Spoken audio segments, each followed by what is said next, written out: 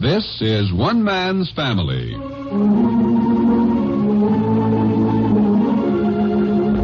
One Man's Family is dedicated to the mothers and fathers of the younger generation and to their bewildering offspring. Today, transcribed, we present Chapter 5, Book 72, entitled Family Reaction to Rexford Frome.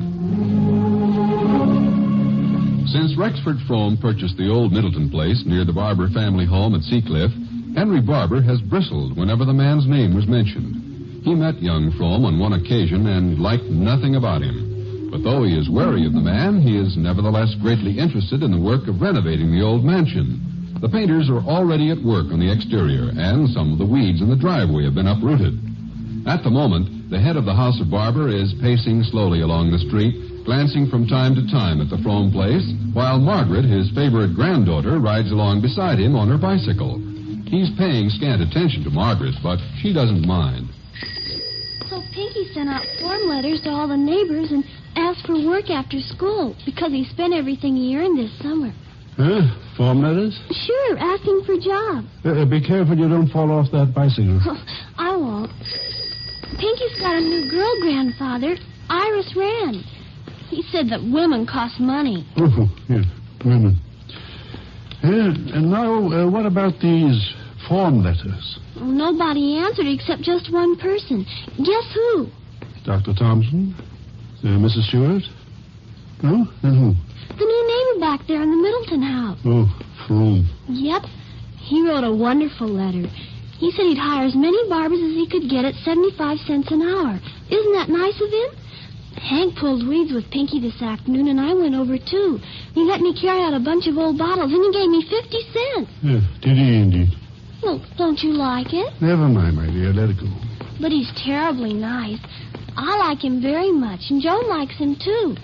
Joan thinks he's keen. And where did Joan meet him, may I ask? Oh, he picked her up today and drove her to school. She told me all about it. Grandfather, is it true that Mr. Frome's real name was something else, and that his father was the gardener at the Middletons, and now he's rich and all that? Margaret, I wouldn't pay any attention to this Frome fellow at all, or listen to any gossip. We don't know much about him. But it's interesting, Grandfather. Margaret, you hear me? Okay, but golly, we never had anybody interesting move into this neighborhood before, Grandfather. What about the Beardsleys? What about the Tracy Newcombs? But, Grandfather, they're just people. Oh, just people, eh? Yeah, well, never mind. Where is Joan right now, do you know? Well, she was walking home from school last I saw her. She's probably home by now. She was headed that way, at least. Oh, I didn't see you sitting on the seawall there, Joan. What are you doing? Oh, hello, Claudia. I'm just watching you. You know something? You looked very pretty there in the garden. Well, thank you. I hope it's true we look alike. What's all this? Oh, Claudia, I had a perfectly marvelous experience this noon. An adventure. Really? Oh, you've got enough flowers. Come on and sit here beside me and I'll tell you about it. A man picked me up. Oh? Yes, Joan, do tell me about that. Well, put your basket down and sit here. Oh, golly, was he sophisticated. And he drove a long, sand-colored convertible. Joan, with Nicky away in England, I wish you'd be especially careful about... Will you let me tell the whole thing and not jump to conclusions? All right, dear. Well, this noon I forgot my science book, so I came home for it, and you weren't here, so I was walking back to school. Well, just then Uncle Cliff backed out of the driveway at Grandfather's, and I yelled, but he didn't hear me. He swung around, and I tried to attract his attention, but no luck. And just then the new neighbor came out of his driveway, and there I was yelling at Uncle Cliff over the hood of Mr. Frome's car. Rexford Frome? Uh-huh. So he kind of smiled and said, could he take me anywhere? Well, I looked at my wrist. I always forget I broke that watch of mine. And so he said if I was late to hop in, so I did. But he didn't drive off. No? Joan, what did he do? Well, he was staring at me, and then he said a funny thing. Yes? He said, young lady, I'll bet you a little Swiss watch that you're not Claudia Barbour's daughter. How odd. What did he mean? Well, I must look the way you did when you were 16, I guess. Well, I stayed in the car, and he went back into his house for a minute. And when he came out, he drove me to school. Gee, I never heard such a romantic story. What did he tell you? He said he was just a gardener's boy at the Middleton place when you were all young. And his father was an immigrant, and he talked with an accent, and everybody made fun of him, both of them. Now here he's grown up and rich, and he's bought the house where he used to live in the servants' quarters. And when he kind of hinted around to see if you were happily married, golly, he had the saddest look on his face, Mother. Joan, you're making that up. No, really. He said when he was a boy you were the prettiest girl he'd ever seen. Quiet. What? Your grandfather's coming. Don't say any more. Hello, Dad. I saw Margaret pacing you on a bicycle a while ago. What became of it? Oh, she had homework. Good afternoon, Joan. Hi, Grandfather. You know, this country must have wasted billions of dollars on sidewalks. Wasted? I think it's very nice to have sidewalks. But no one uses them. Everybody goes whisking by in a car. I enjoy my daily walk, but I swear by all that's holy, I never meet anybody on the sidewalk. Zoom, they go by in a car. I thought you'd been walking a lot lately. Well, a couple of weeks ago, I had a little checkup by Dr. Thompson. I didn't know that. Oh, I didn't intend to have it. Nothing was wrong, you know. But that old pill peddler invited me to lunch, and before you could say Jack Robinson, he had that thing around my arm, that blood pressure gadget, and then he was thumping me around and listening here and there. And Fanny put him up to it. Served them both right, too. He couldn't find anything wrong. But he made one observation that I squeezed a little value from. What was that? There's no exercise like walking, he said. So I've lengthened my daily walk. And as I was saying, I never meet anybody on the sidewalk. They all go whisking by in a car. Yeah. Oh, that reminds me. The new neighbor has a very pretty car. Mr. Frome, you mean, Grandfather? Yes, very pretty. It's a British convertible with a right-hand drive, Claudia. Did you see me in it today, Grandfather? No, Joan, I didn't. Were you? I was just telling Claudia about it while we were sitting here. Would you like to hear the circumstances? Oh, as a usual thing, of course, it isn't wise for a young girl to ride alone with an older man in the car. And personally, I think the new neighbor is a rather bumptious young man. I don't, Grandfather. I like him. Joan. Yes, well, I personally found him very disagreeable myself, but that's neither here nor there. I'll be getting on. Oh, you've heard from Nicholas, Claudia? There was an airmail today. He's in Scotland this week. I wouldn't fly that ocean if there were millions in it. Well, there aren't millions for Nicky. Or even thousands, I guess. He said the situation there is rather serious. Yeah, that's putting it mildly from what I hear. Well, that's too bad. I'll be getting along now. Oh, if you need anything while Nicholas is away, Claudia, you call us. I will, Dad. Goodbye. It's a nice, crisp October's day, isn't it? Yes. Well, goodbye. Goodbye. Goodbye. Joan, he didn't mean anything. Oh, sure he did, Mother. He just spoils everything if he can. Look, if you were as proper and dignified and refined as he wants you to be, nothing would ever happen to you at all. Joan, dear, your voice carries. I bet if I lived at his house, he'd make me give me back this wristwatch.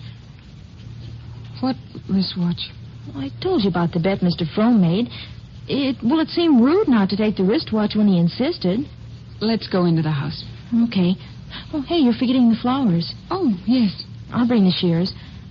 As long as he's so terribly rich now and trying to make friends with people, well, I didn't see any harm in accepting the wristwatch. Come along, Joan.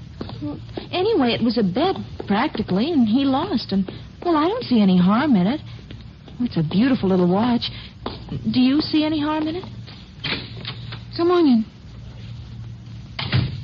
Of course, it does have diamonds in it, so I didn't think I'd wear it around because I still play basketball and everything. But I thought we could put it in the vault, and when I'm older... May I see it? Yes. Now I know what you're going to say. I knew when he helped me put it on what you'd probably say. You don't trust my judgment very much, do you? Oh, yes, I do, Claudia. Mother, yes, really. But I know this is a terribly valuable watch, and probably I'll never get another one like it. You'll say, take it back. I haven't said it, though. No, but you will. Grandfather Barbour would. I know everybody would say Mr. Frome must be crazy or evil or something, but well, I almost felt as if you were giving this watch to a girl he knew long ago. He just happened to have it, he said. He bought it for his sister. But he can get her another one, Mother. Joan, you trust your Uncle Paul's judgment, don't you? Yes. After dinner, why don't you walk over and ask him what he thinks you ought to do? Okay. Okay, I will.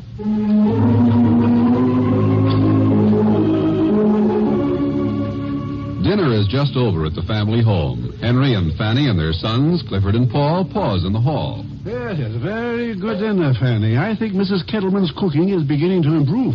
Not so loud, Henry. She might hear you. I think she's pretty immune by now. I think I'll go up to my studio where I can smoke my smelly pipe. Oh, we have a nice fire going in the library, Paul. I'll be down after I've had a smoke, Mom. Yeah, come along, Fanny. Don't urge him. We can do without that pipe right after dinner. I'll stir up the fire. Hey, don't let me forget to run over and pick up Andy at Jimmy Vale's house in a little while. Yeah, well, I'll be seeing you. You coming in with us, Clifford? Well, Oh, Paul, Yeah. just a second. I want to ask you something.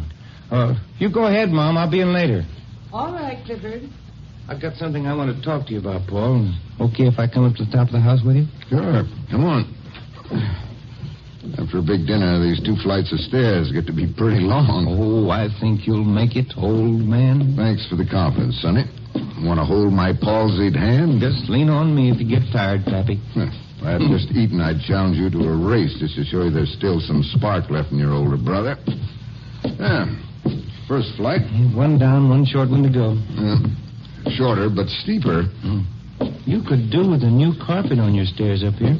We may be a little frayed, but we're clean. There we are. After you. Turn on the light, huh? I got it. I'll put a match to this fire here. Sit down, Cliff. Yeah. I remember when you wanted to fix up this attic, everybody in the family thought you were crazy. Now we all envy you. Most comfortable place in the house. I could do with a couple of new chairs, I suppose, but I'm so used to everything just as it is, I hate to change anything. Well, don't change this chair. It's wonderful.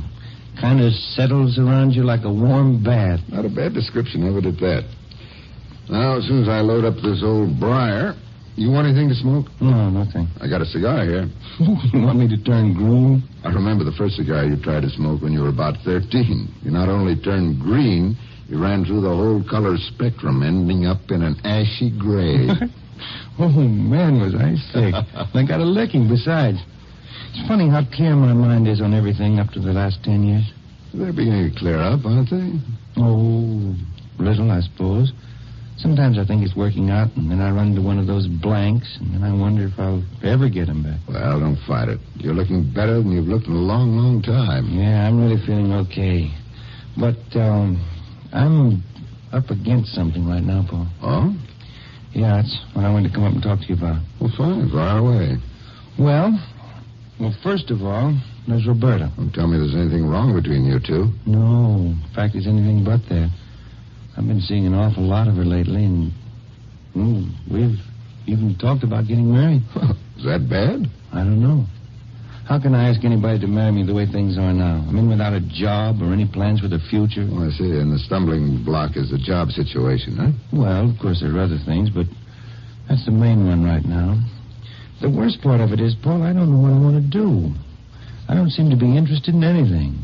Oh, I don't mean I'm in a depression the way I was before my accident. It isn't that, but it's just that, I don't know. I don't seem to have any ambition or initiative to get out and find something. Of course, when it comes right down to it, I'm not really fitted for anything. Oh, rubbish. You got a good mind, attractive personality, haven't you? Well, I don't know, have I? Well, you certainly have.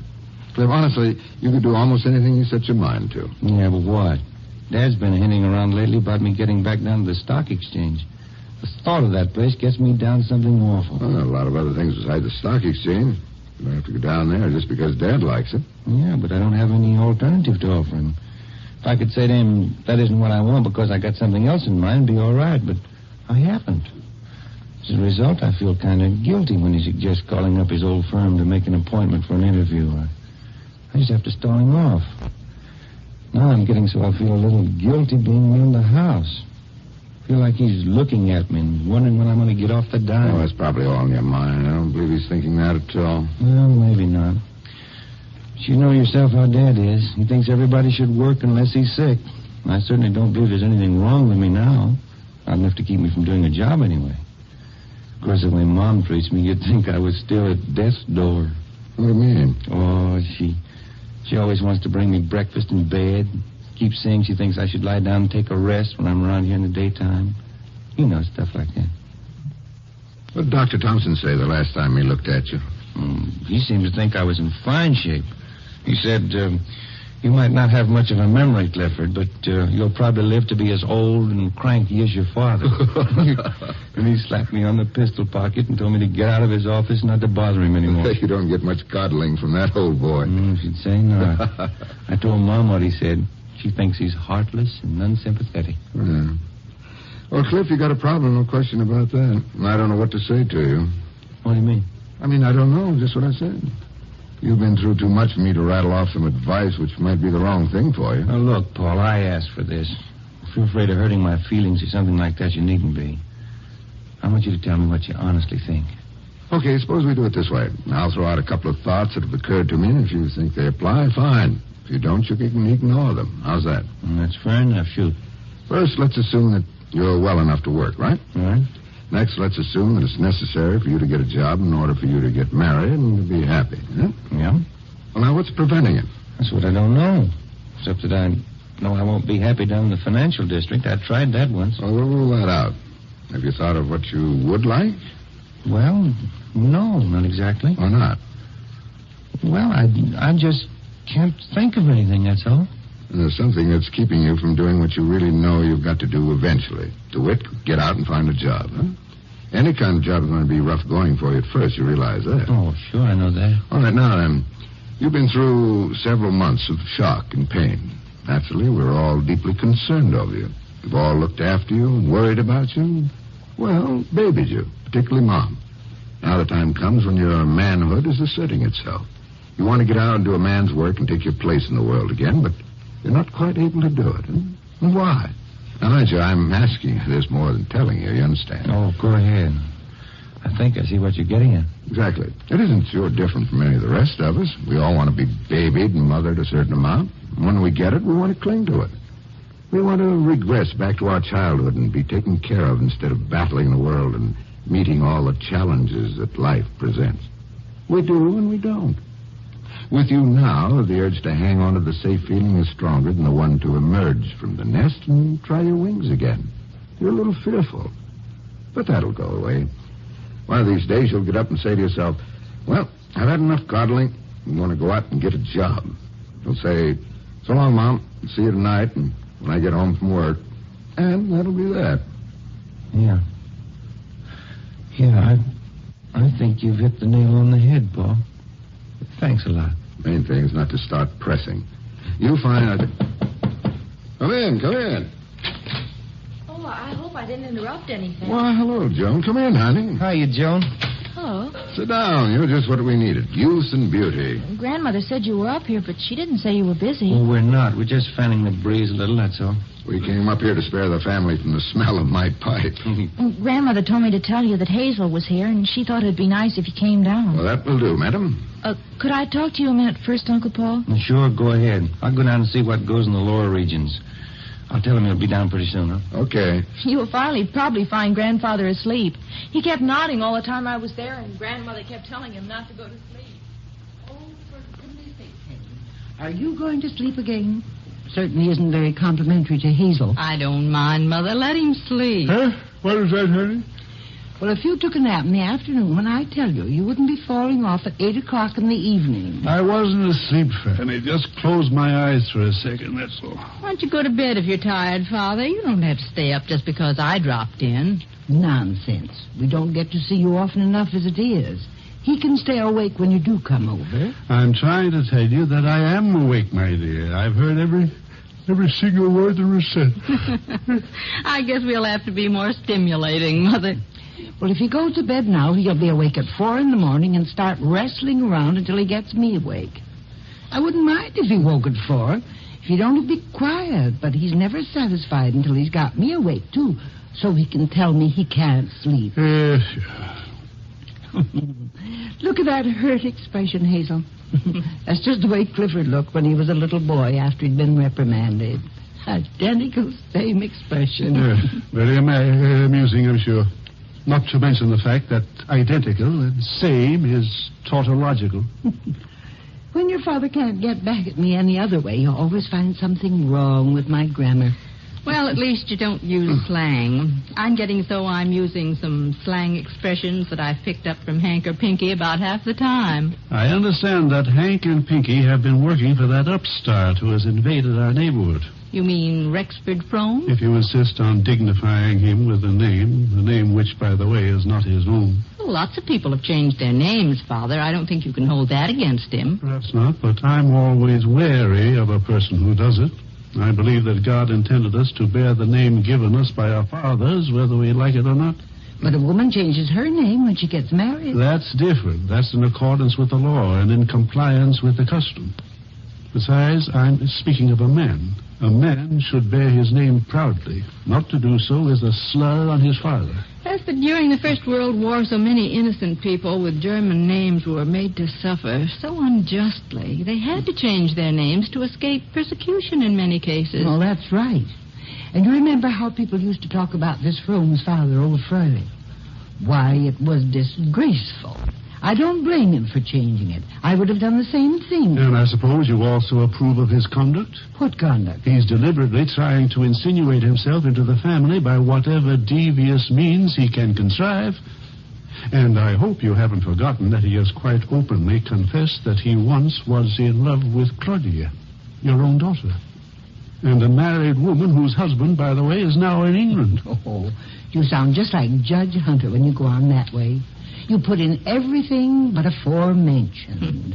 I think you'd be glad to have the old Middleton place get fixed up. You've been complaining what an eyesore it was for months. He really is spending a lot of money on the place. It'll be a great improvement to the neighborhood, Father. To my mind, a good neighborhood is made not by the appearance of its houses, but by the quality of the people who live in those houses. This man I don't consider worthy of a house in Seacliff. Now, Father, that makes you sound downright snobby. It certainly does. Put any name you like to it, but I don't like that man, and furthermore, I don't trust him. Well, Paul's talked to him a couple of times, and he said he found him rather interesting. And what does that prove, pray? Don't you think Paul has pretty good judgment when it comes to men? I do not. Not when it comes to men or women. What has he done about that wonderful girl slaving at Jack's house? Well, let's not go into that again. I had no intention of going into that, as you put it. I was merely using that as an example of Paul's poor judgment.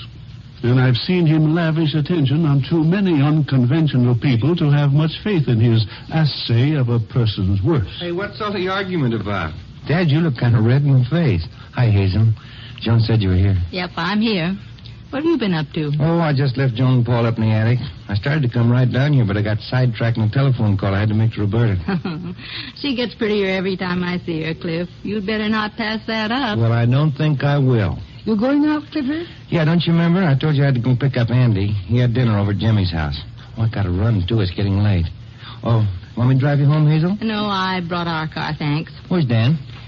Oh, he's talking business with some man at the house, so I thought I'd get out from underfoot. That's the kind of a wife to have, one who gets out from underfoot. Well, I'll be seeing you in a little while. Bye now. Bye. Oh, doesn't he seem to be in fine spirits, though? Yes, but I worry about him, though. Why, Mother? He seems particularly well to me lately. Your mother worries about him too much, in my opinion. Well, if a mother doesn't worry about her son, I don't know who would. Yes. Well, I think I'd better be getting back home. I told my family I'd only be gone a little while. Oh, it's early yet, Hazel. How would you like some hot chocolate? Oh, no, really. What's this about hot chocolate? Well, Paul, I didn't think I was going to get to see you. I guess it's my fault, Hazel. I got him cornered up in the attic and talked his head off. Oh, are you two going out? You're all bundled up. Yeah, Joan and I are off on a little mission. Sounds interesting. May prove to be very interesting. We're paying a call on our neighbor, Mr. Rexford Frome. What's that? What's the matter, Dad? You object? Paul, I have nothing to say about your relations with that person, but I think you're making a grave error when you involve Joan with him. Involved? What do you mean? I mean that the less this family sees of that man, the better it's going to be for all concerned. Well, Dad, you may be right, but we have no choice about seeing him tonight. This trip is necessary.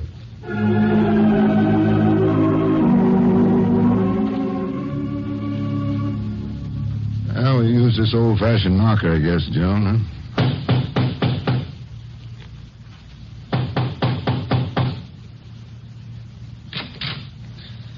Oh, good evening. Mr. Frome. Hello, Mr. Frome. Well, this is a great honor. Miss Joan, Mr. Barbour, come in. Mr. Frome, Well, Here, this is no place to talk. Come in. You must forgive the bleak look of these empty rooms, but the library's finished. There's a fire. Let's step in there. Well, we can't stay, Frome. Oh, I wish you would. Here we are. I was sitting here a moment ago. Oh, come in, Miss Joan. Take that chair by the fire. Cheery room, isn't it? Sit down, Barbour. I was sitting here a moment ago wishing someone would call. I have some hot coffee here. Oh, I'd like some coffee, Mr. Frome. Well, good. It's a handsome old room. I remember it from my boyhood. Really? And I from mine. Judge Middleton was very generous with his books. He urged me to read when I was a boy. Lent me books. He was a nice old fellow, wasn't he? He was a saint, Mr. Barbour. All the happiest memories of my boyhood have to do with this room. Your coffee, Miss Joan. Oh, thank you. Sure you won't change your mind, Mr. Barbour? Very well. Black, if you please. My father was old Otto Fröhlich, the gardener here, you know. I was Hans Fröhlich, Kraut, they called me, or Heine. At any rate, one day when my father was ill, he was a naturalized American citizen, though he never bothered to explain that. He was a proud man. Your coffee, Barbour. Oh, thank you. Yeah. What was I saying? Well, at any rate, when I was mowing the lawn one day, I stopped and stared in that window. Judge Middleton was reading here at the desk. He looked up, smiled, and invited me in. Those were very happy days. I first met David Copperfield in this room. Huckleberry Finn and Tom Jones and the Three Musketeers, Count of Monte Cristo. Over the years, I picked up furniture like the furniture that was here when I was a boy. That's why it's the only room in the house that's furnished. I'll get to the others in a week or so. You've come, I presume, to return the watch. What? Well, of course. I really couldn't accept it, Mr. Frome. It's beautiful, and it was very generous of you, but I shouldn't have taken it at the time. I knew myself I shouldn't have, so here it is. But it was nice of you, and thank you just the same. It's so beautiful. My dear young lady, I knew you wouldn't be allowed to keep it. I expected you to be back with it. Was this just whimsy on your part, Frome? Not at all. Of late months, I've been able to indulge my impulses. I've been very lucky, Barbour. As they say in the movies, I'm loaded. Oil. So I blow with the wind, as it were. I should have liked very much to have brought to this little girl the kind of happiness that comes with a lovely, extravagantly costly gift, so I tried. Miss Joan, you'll give me A for effort. Hey, Frome, I wish you'd come over and pay me a call sometime, will you? You can't express yourself adequately, you mean, when you're a guest in my house. If that were the case, I couldn't do much better when you were a guest in mine. Touché. I thank you for the invitation. Your estimable father will receive me, you think? Well, I'm sure he will. Oh, yes. The code, of course. He, too, would be eminently correct to a guest in his own house. Thank you. I'll drop in some afternoon about tea time. Well, shall we go, Joan?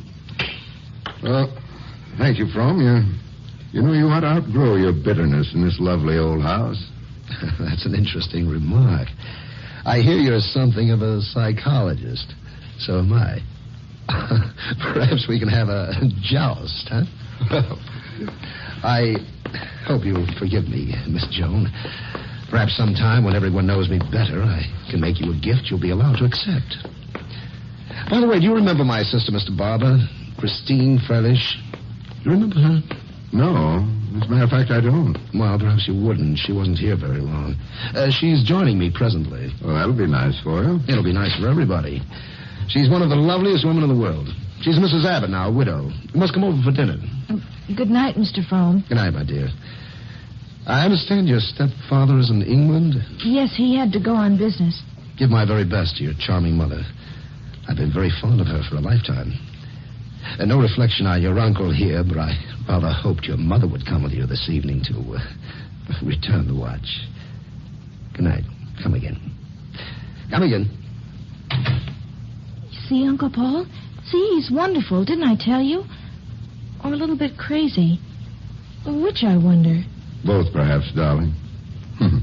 You know, I rather think he's what this stodgy old neighborhood has needed for a long time.